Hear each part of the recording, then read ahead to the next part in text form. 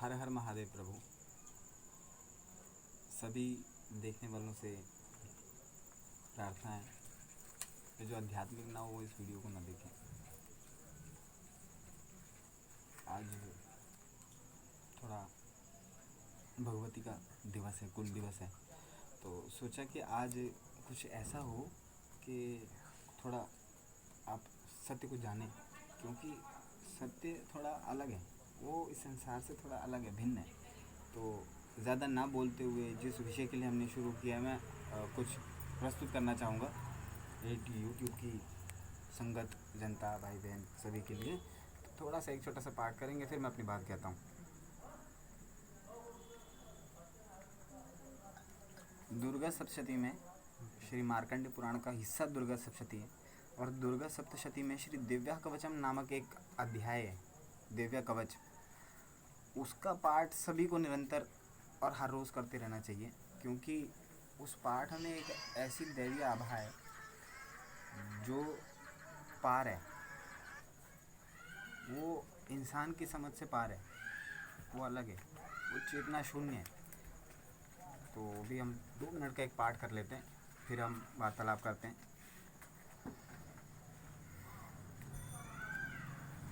विनियोगः ॐ अस्य श्रीचण्डीकवचस्य ब्रह्मर्षिः चामुण्डा देवताङ्गन्या सूक्तमातुरो बीजं दिग्वन्ददेवतः सत्वं श्रीजगदम्बा प्रीत्यर्थे सप्तशतीपाठाङ्गत्वेन जपे विनियोगः। ॐ नमश्चण्डिकाय। श्रीमार्कण्डे उवाच ॐ यद्गुह्यं परमं लोके सर्वरक्षाकरमणां यन्न खचिदाख्यातं तमे ब्रूहि पितामहः श्रीब्रह्मोवाच अस्ति गुह्यतमं विप्रसर्वभूतोपकारकं देव्यास्तु कवचं पुण्यं तच्छृणुष्व महामुने। प्रथमं शैलपुत्री च, द्वितीयं ब्रह्मचारिणी, तृतीयं चन्द्रघण्टेति कूष्माण्डेति, चतुर्थकं पंचमं स्कन्दमातेति, षष्ठं कात्यायनीति च, सप्तमं कालरात्रीति महागौरीति च, अष्टमं नवमं सिद्धिदात्री च, नवदुर्गाः प्रकृतितः उक्तानि एतानि नामानि ब्राह्मणे महात्मनाग्नेन देयमानस्तु शत्रुमध्ये विषमे दुर्गमे च भयार्थः शरणं गतः न तेषां जायते किञ्चिदशुमरणसङ्कटे न बदं तस्य पश्यामि शोकदुःखभयं नहि अस्तु भक्त्यास्मतारुणं तेषां वृद्धिः प्रजायते। ये त्वां स्मरन्ति देवेशी राक्षसतानन् संशयः प्रेतसंस्थातु चामुण्डा वाराहिमशासना इन्द्रियगढसमारूढा वैष्णवी गरुडासना माहेश्वरी वृषारूढा कौमारी शिख्यवाहना लक्ष्मी पद्मसना देवी पद्महस्ता हरिप्रिया श्वेतरूपधरा देवी ईश्वरी वृषवाहना ब्राह्म्यंस समारूढ़ा सर्वाभरणभूषिता इत्येता मातरः सर्वः सर्वयोगसमन्विताः नानाभरणशोभाढ्या नानारत्नप्रशोभिताः दृश्यन्ते रथमारूढाः दिव्यक्रोधसमाकुलाः शङ्खं चक्रं गदां शक्तिमलं च मुसलायुधं खेटकं तोमरं च परशुं पाशमेव च कुन्दायुधं त्रिशूलं च शारङ्गमयुतमुत्तमं दैत्यानां देहनाशाय भक्तानां अभयाय च धारयन्ति आयुधनत्थं देवानां च हिताय वै।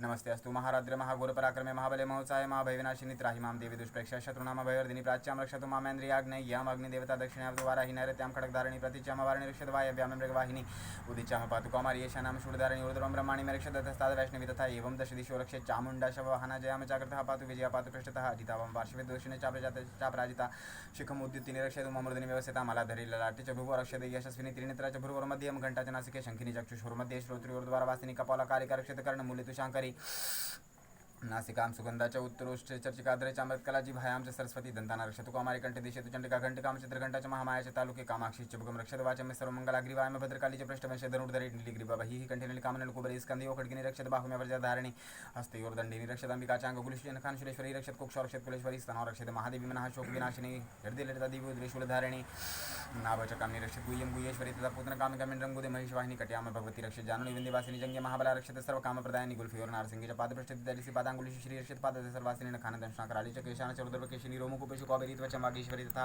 रक्तमज्जावासामांसने स्थिमदांसि पार्वती अंतराणि कालरात्रिश्च पित्तं च मुकुटेश्वरी पद्मावती पद्मकोशिकवे चूडामणि सता ज्वालामुखी नख ज्वालामविद्या सर्वसन्धिषु शुक्रं ब्रह्माणि मे रक्षत छायां चत्रेश्वरी तथा अहंकारं मनोबुद्धिं रक्षन्मे धर्मधारिणी प्राणापानं तथा व्यानं उदानं च समानकं वज्रहसा च मे रक्षत प्राणं कल्याणे शोभना रसिरूपे च गन्धे च शब्दे स्पर्शे च योगिनि सत्त्वं प्रजातमश्चैव रक्षत नारायणी सदा आयु रक्षत वाराहि धर्मं रक्षत वैष्णवी यश कीर्तिं च लक्ष्मीं च धनं विद्यां च चक्रिणी गौतमीन्द्राणि मे रक्षत पशु मे रक्षत चण्डिके पुत्रान् रक्षत महालक्ष्मी भार्यां रक्षत भैरवी पंथानं सुपता रक्षत मार्गमक्षेम करते राजद्वारे महालक्ष्मी विजया सर्वथा सिता रक्षाहीनं तु व्यस्थानं वर्जितं कवचेन तु तत्सर्वं रक्षमे देवी जयन्ति पापनाशिनी पदमेकं न गच्छतु यदि चतुष्पात्मनः कवचेनावर्तो नित्यं यत्र यत्र गच्छति तत्र तत्रार्थलाभस्य विजयः सार्वकामिकः यं चिन्तयते कामं तं तं प्राप्नोति निश्चितं परमेश्वर्यं तुलं प्राप्स्यते भूतले पुमान् निर्भयो जायते मर्त्यः संग्रामेषु पराजितः त्रैलोक्यतो भवितः पूज्यः कवचेनावृतः पुमान् इदं तु दिव्यः कवचं देवानामपि दुर्लभं यः पठेत् प्रयतो नित्यं त्रिसन्ध्यं श्रद्धान्वितः देवी कला भवितस्य त्रैलोक्येषु पराजितः जीवेद्वर्षशतं सागरमपि मृत्युविवर्जितः नश्यन्ति व्याधयः सर्वे भूता विस्फोटकादयः स्थावरं जङ्गमं चैव कृत्रिमं चापि दविषम् अभिचाराणि सर्वाणि मन्त्रयन्त्राणि भूतले भूचराः केचराः शैवजलजहाशोपदेशिकाः त्याजाकुलिजा मालडाकिनी शाकिनी तथा अन्तरिक्षचरा घोरडाकिनश्च महाबलाः ग्रहभूत पिशाचः च यक्ष गन्धर्व राक्षसः ब्रह्मराक्षस वेतालः कूष्माण्ड भैरवादयः नश्यन्ति दर्शनात् तस्य कवचे हृदि संस्थिते मनोन्नति भवेद्राज्ञस्तेजो वृद्धिकरं परं यश वर्धते सोऽपि कीर्तिमण्डितभूतले जपेते सप्तशतीं चण्डीं कृत्वा तु कवचं पुरा यावत् भूमण्डलं दत्त्वा स शलभनकारणं तावत् तिष्ठति मेदिनीं सन्तति पुत्रपौत्रिकी देहान्ते परमं स्थानं यत् सूर्यैरपि दुर्लभं प्राप्नोति पुरुषो नित्यं महामाया प्रसादतः लभते परमं रूपं शिवेन सह मोदते। ॐ ॐ ॐ ॐ जय जय श्रीदेवः कवचं जय हो।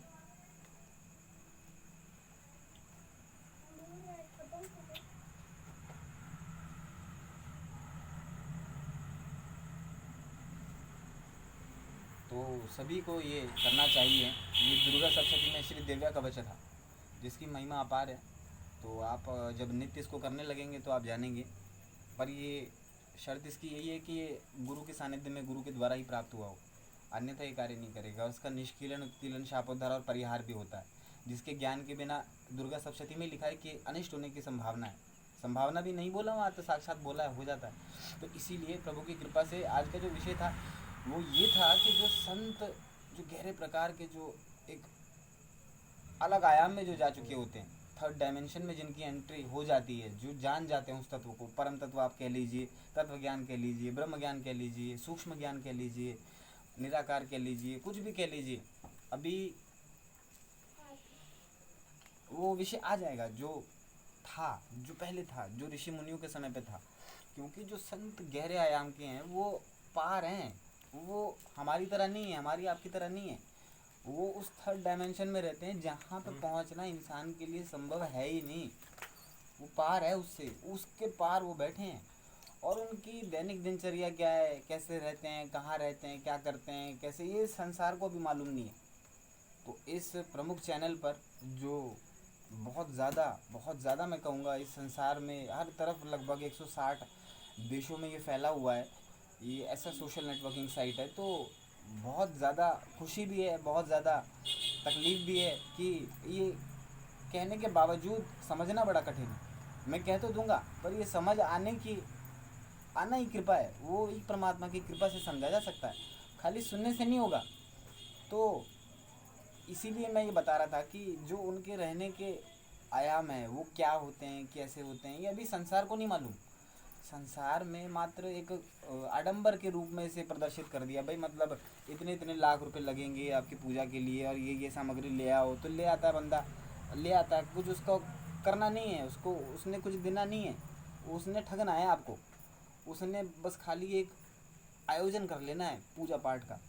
तो मैं पहली बार YouTube पे बताना चाहूँगा कि असल में जो साधनाएं होती हैं, असल में जो पूजा होती है, पहले ऋषि मुनियों के समय पे नहीं थे आयाम, वो प्राप्त कर लेते थे शून्य में से, लेकिन उन्होंने अपने शिष्यों को वो भी आयाम बताए कि अगर कोई असमर्थ हो तो क्या किया जाए।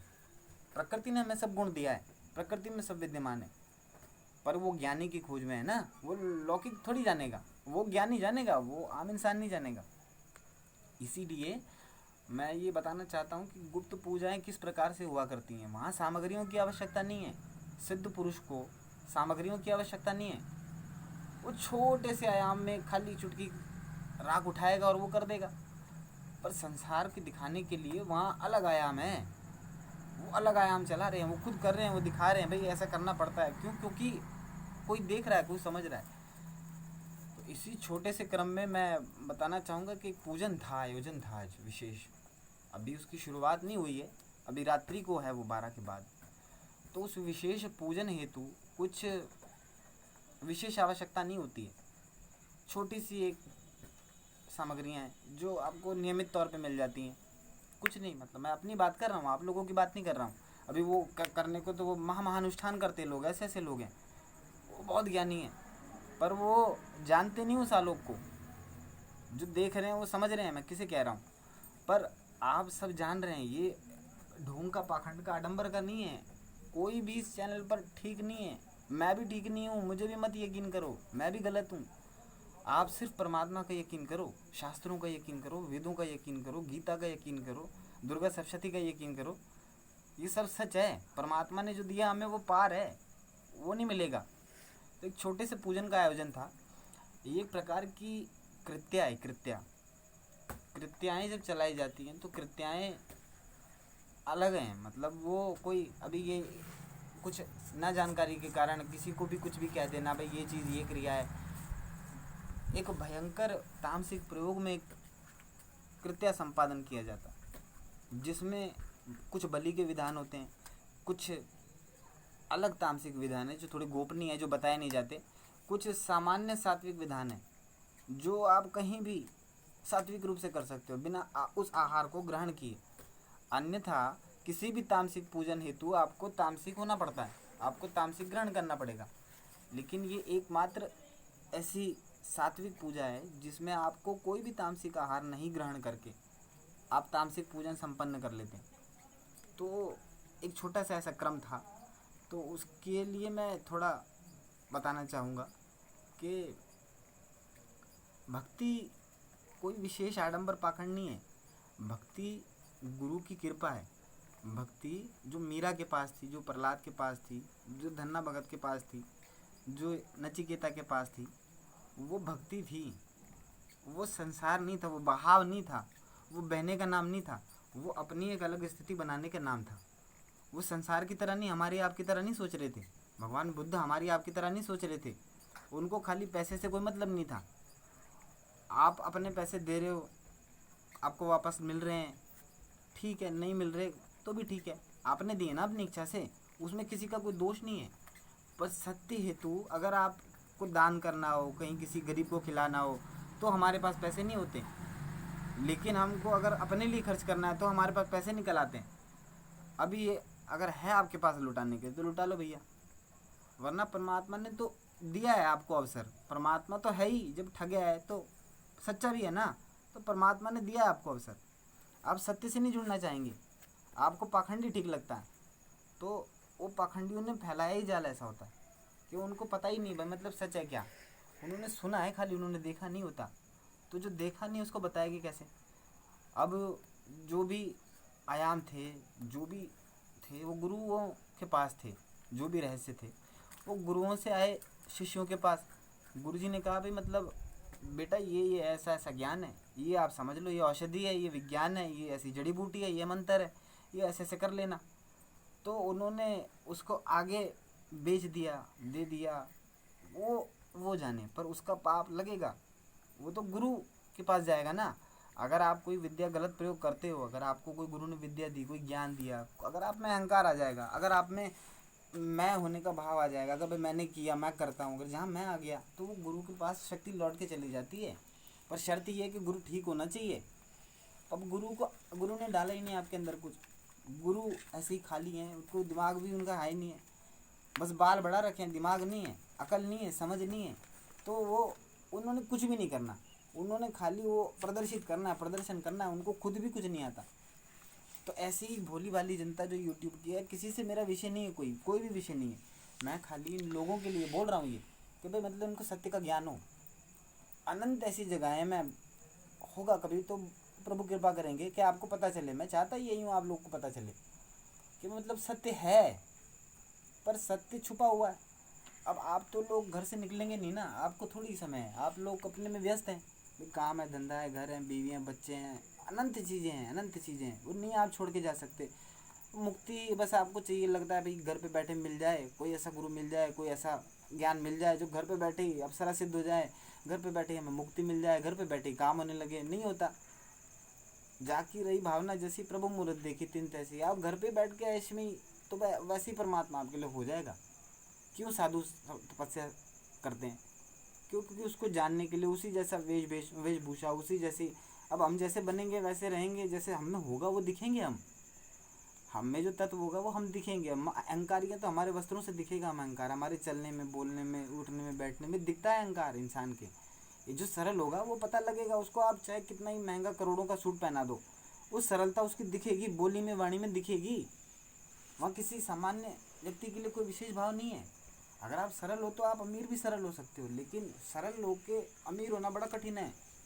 अमीर होके सरल नहीं हुआ जा सकता। पर सरल अगर है पहले से और फिर अमीर हो जाए तो वो फिर भी सरल रहता है। उसके पता लगे व्यवहार से भाई मतलब ये सरल है आदमी, ये अहंकार नहीं है इसमें। हमारे चलने में, बोलने में, देखने में, हर चीज़ में तो अहंकार दिखता है। वो हमें ही डुबा रहा है और कोई बात ही नहीं है। तो ये जो छोटी सी प्रक्रिया है मैं आप सबको दिखाना चाहूँगा। काली मात्र इसको करने में मेरे को अभी रात्रि को ये पूजन है 12 के बाद। और इसमें मेरे को कुल समय आप लगा लीजिए आधे घंटे या पौने घंटे का लगेगा। तो इस पूरी प्रक्रिया इतनी गहरी है, इतनी पावरफुल है कि 10 महाविद्या में से एक आयाम ये कृत्या का जो है वो संपन्न जब किया जाता है तो ये एक तामसिक पूजन है। बाकी मैं ना कहते हुए आप लोग को दिखाना चाहूँगा, थोड़ा मैं प्रार्थना करूँगा। ये आपने सभी से मैं प्रार्थना करूँगा कि मैं थोड़ा दिखा दूँ आपको। ये एक सेकेंड, ये एक छोटा सा यंत्र है, कोई विशेष नहीं। हाँ, मैं सभी से देखने वालों से प्रार्थना करना चाहूँगा कि इस नाम को थोड़ा ध्यान से पढ़ लें, क्योंकि ये ज़रूरी है। छोटा सा प्रयोग, कोई आडंबर नहीं, कोई पाखंड नहीं। ये एक छोटी सी कन्या द्वारा, जो कुमारी कन्या होती है, उसके द्वारा काता गया हाथ से काता सूत है। ये कच्चा नग्न अवस्था में जो काता जाता है इसको कच्चा सूत बोलते हैं। आपने पढ़ा होगा कई बार या सुना भी होगा यूट्यूब पे। ये मात्र सामान से एक अंडा है, एक छोटा सा कसौरा है, इसके नीचे एक कांसे की कटोरी है, एक कुल्हड़ उल्टा रखा हुआ है, एक कुल्हड़ सीधा, इसमें थोड़ी सी सरसों है, एक सामान्य से दिखने वाली प्लेट है, उसमें एक सिंदूर से छोटा हल्का सा एक यंत्र बनाया है और बीच में कोई नाम लिखा है, ठीक, और 2 बीज लिखे हुए हैं। ये बरगद की जटा की बनाई हुई एक चाबुक है, छोटी सी चाबुक, हंटर जिसे आप कह सकते हैं। ये कांसे का एक छोटा सा धनुष है, ये जो आप देख रहे हैं, और ये बांस का तीर है। यहाँ खप्पर है, खप्पर में एक नाम लिखा हुआ है, ये भी बहुत ज़रूरी है। ये आप पढ़ सकते हैं, वासा ही लिखा है, ये सिंदूर से लिखा है। इसमें कुछ चावल हैं और एक गुड़हल का फूल है जो कि सूखा हुआ है। एक अलग सी चारपाई है जिसके 4 पायदान उसमें अभी लगा रखे हैं आड़े, अभी वो इसमें स्टैंड नहीं किए, वो स्टैंड होंगे। एक ये चारपाई है, ये भी कच्चे सूत की है, एक ये चारपाई है, ये भी कच्चे सूत की है। ये अभी हाल ही में 2 दिन पहले बनाई गई है। और जो ये वाली है, ये बहुत पुरानी है, ये मतलब परमानेंट है, ये मास्टर पीस है हमारा। और एक यहाँ पे एक पहाड़ी बकरे का ना खाड़ू होता है, खाड़ू, उसका एक सींग है, सींग जंगली खाड़ू का ये सींग है एक, ठीक। बस ये छोटी सी सामग्रियाँ हैं। अब इसमें करना कुछ नहीं होता, ये आप लगा लीजिए आधे पौने घंटे की प्रक्रिया है। इस यंत्र का एक पूजन होगा सामान्य सा, फिर ये जो खप्पर हैं उनमें एक में राख भरी जाएगी, एक में पीली सरसों भरी जाएगी, एक में काली मिर्च भरी जाएगी, ये जो खाली है इसमें मदिरा भरी जाएगी। ये जो अंडा है, अंडा रात को अभी वो रखा है किसी जगह, एक प्रारूप, एक भोग है, वो गुप्त है, थोड़ा मैं नहीं बताना चाहूँगा, तो वो दिया जाता है इस खप्पर में। यहाँ पे ये बलि है, अभी ये आवाहन है, फूल और चावल से जो ये संकल्प दिया है, आवाहन किया है कृत्या का, अब इसमें बलि दी जाएगी रात्रि को, जब माता का स्थापन होगा, जब उनका आवाहन कर लिया हमने भी, अब जब स्थापन होगा तो उनको बुलाया जाता है, बाकायदा वो देवी आती हैं, साक्षात आती हैं, उनको भोग दिया जाता है, तो वो इसमें ग्रहण करती हैं, फिर इसमें मदिरा डाली जाएगी, फिर उनको दिया जाएगा। ये जो चारपाई आप आज ये 2 दिन पहले जो बनाई है, ये जो देख रहे हैं, ये रखी है, इसमें जो ये भोग बलि के लिए जो अंडा रखा है, इसको कुछ नहीं किया जाता, इसको छेड़ा नहीं जाता, इसको ऐसे ही रखा जाता है कांसे की कटोरी के साथ। और ये जो चारपाई आप देख रहे हैं, ये यहाँ नहीं रहेगी, ये मैंने आपको बताया, ये वाली जो थी पहले वाली, ये इसीलिए थी कि ये मास्टर पीस है, ये रहेगी मेरे पास ही, ये चारपाई नहीं रहेगी मेरे पास, ये जहाँ हमने भेजना है इसको, ये वहाँ जाएगी और ये इसके साथ जाएगा। और जो वो प्रारूप है फिर वो शुरू होगा, जब ये इसके साथ चला जाएगा, ये उतर जाता है, कांसे की कटोरी उतर जाती है, इसमें वो कुछ प्रारूप पड़ता है मदिरा के साथ, ये अलग है। ये अंडा इस पे रखा जाएगा, ये ऐसे कहीं जाता है और ये यहाँ पे रह जाता है, ये ऑप्टिमल है उसका। ये जो कसौरे हैं ये भी चले जाते हैं इसके साथ, चारों पाए में ऐसे ऐसे ऐसे ऐसे रखे, इनके साथ चले जाते हैं, ये कहीं चले जाते हैं, ये गुप्त है। फिर हमारी क्रिया एक्चुअल 10 मिनट की शुरू होती है, अभी ये 10 मिनट का प्रोसेस था। अभी 10 मिनट के बाद ये कांसे का जो धनुष आपने देखा और ये बांस का तीर है, ये भगवान की अतुलनीय शक्ति है जिसके बारे में बताया। और ये जो बरगद का हंटर था, इन दोनों का विशेष काम है। और ये माँ धूमावती का यंत्र नहीं है, कहीं आप बीज सोचें तो ये धूमावती यंत्र नहीं है, ये कुछ विद्वान होते हैं ना, बताना पड़ता है, मतलब वो पहले ही फिर कमेंट करने लगते हैं भाई ये ऐसा ऐसा था, ये तो धूमावती यंत्र है। ये धूमावती यंत्र नहीं है, ये छोटा सा एक 10 मिनट का प्रोसेस होगा इसको करने के बाद। फिर इस पर कुछ क्रियाएं की जाती हैं इससे और इस धनुष कमान से। तो ये होने के बाद फिर वो जो हमने रखा है ना, उसमें से थोड़ा थोड़ा पहले निकाल के इसमें डाल लेते हैं।